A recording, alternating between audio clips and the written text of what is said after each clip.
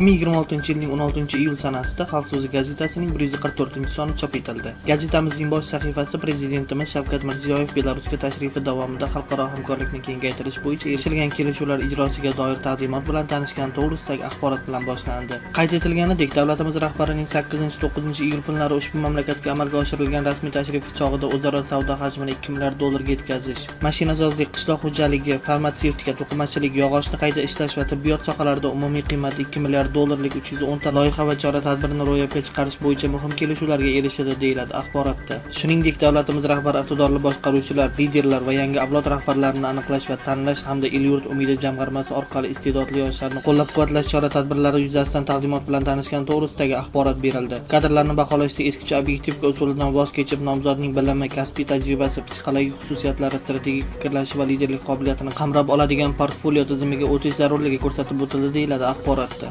Gazetamizda Oliy Majlis Senati va Qonunchilik palatasi hayotiga oid qator maqolalarga keng o'rin berilgan. Oliy Majlis Senatining Mudofaa va xavfsizlik masalalari qo'mitasi hamda xalq deputatlari Yangi Hayot tumani kengashining qo'shma majlisida huquqbuzarliklarning barvaqt oldini olish, korrupsiya va jinoyatchilikka qarshi kurashish bo'yicha amalga oshirilgan ishlar natijalari muhokama qilingani to'g'risida axborot e'lon qilindi. Muhokama chog'ida ayrim yo'nalishlarda olib borilayotgan ishlarni yanada kengaytirish zarurligi qayd etildi. Jumladan, profilaktik tadbirlar ijrosi ustidan ta'sirchan nazoratni ta'minlash, ijtimoiy himoyaga muhtoj aholi bilan manzilli ishlash, belgilangan vazifalarning axborot platformalarida to'liq aks ettirilishiga erishish, mas'ul tashkilotlar o'rtasidagi hamkorlikni yanada mustahkamlash bo'yicha tegishli vazifalar belgilandi. Bundan tashqari, Oliy Majlis Qonunchilik palatasining tadbirkorlik, raqobatni rivojlantirish va sanoat masalalari qo'mitasining kengaytirilgan yig'ilishi bo'lib o'tgani to'g'risida axborot berildi. Unda Qonunchilik palatasi rahbariyati, kengashi a'zolari, deputatlar, shuningdek O'zbekiston texnik jihatdan tartibga solish agentligi mas'ul xodimlari va mutaxassislari ishtirok etdi, deyiladi axborotda. Shuningdek, Oliy Majlis Senatining byudjet va iqtisodiy masalalar qo'mitasi raisi o'rinbosari Qobul Tursunovning ijtimoiy himoyaning muhim sharti sarlavhali maqolasi chop etildi.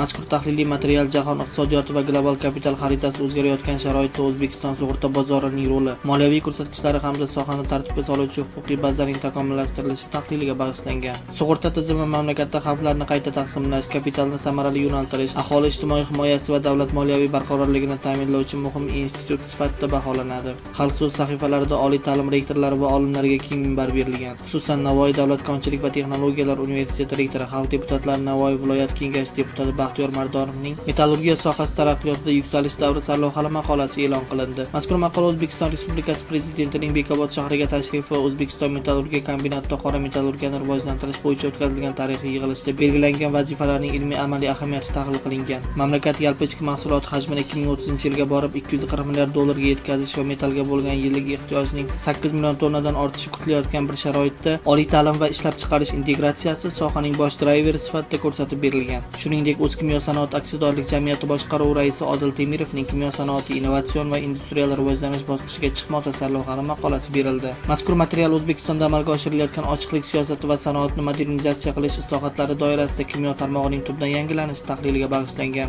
Oxirgi 10 yil ichida faqatgina mineral o'g'itlar ishlab chiqarishga bog'lanib qolgan tarmoq mahalliy xomashyoni chuqur qayta ishlovchi, yuqori qiymat zanjirini yaratuvchi va yashil texnologiyalarga tayanuvchi mamlakat iqtisodiyotining asosiy drayverlaridan biriga aylangani asoslab berilgan. Bundan tashqari, jurnalist Jahongir Boymurodovning oilaviy zo'ravonlikning ayanchli yakuni sarlavhali maqolasi e'lon qilindi. Mazkur material jamiyatning eng og'riqli nuqtalaridan biri oilaviy va maishiy zo'ravonlikning ayanchli oqibatlarini Qashqadaryo viloyatida sodir bo'lgan 2 konkret jinoiy voqelik misolida ochib beradi. Viloyatdagi jinoyat ishlari bo'yicha sudlar tomonidan o'tgan yili oilaviy zo'ravonlikka oid 90 ga yaqin ish ko'rilgani, ularning 10 tasida nizolar ayollarning o'z joniga qasd qilishi bilan yakunlangani tizimli tahlil qilingan. Gazetamizning kelgusi sonlarini kuzatib borishda davom eting. Ijtimoiy tarmoqlardagi rasmiy sahifalarimizga obuna bo'ling.